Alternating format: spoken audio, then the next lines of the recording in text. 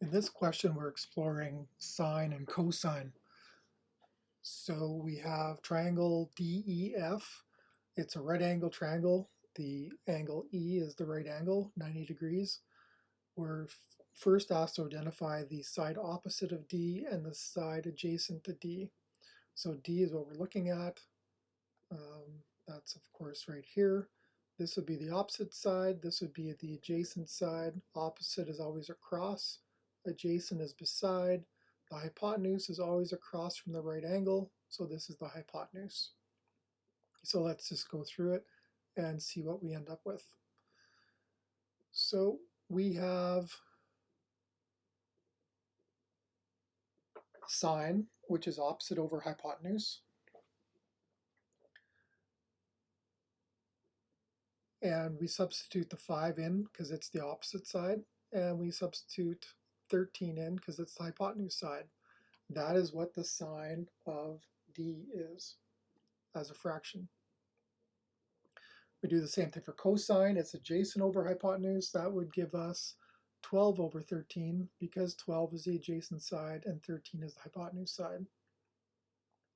And that is what cosine of D is as a fraction. Now the question did ask to the nearest hundredth, which means if you take 5 divided by 13 in your calculator, you'll get 0.38. The nearest hundredth is to 2 decimal places. Do the same thing with 12 over 13, you get 0.92. So that is what the question asked.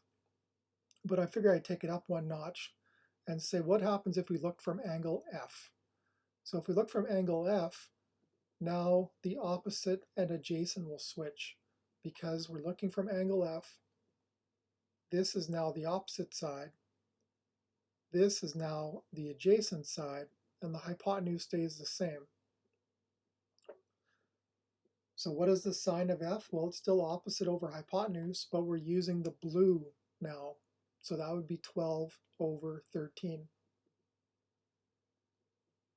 Cosine would be adjacent over hypotenuse, so that would be 5 over 13. So notice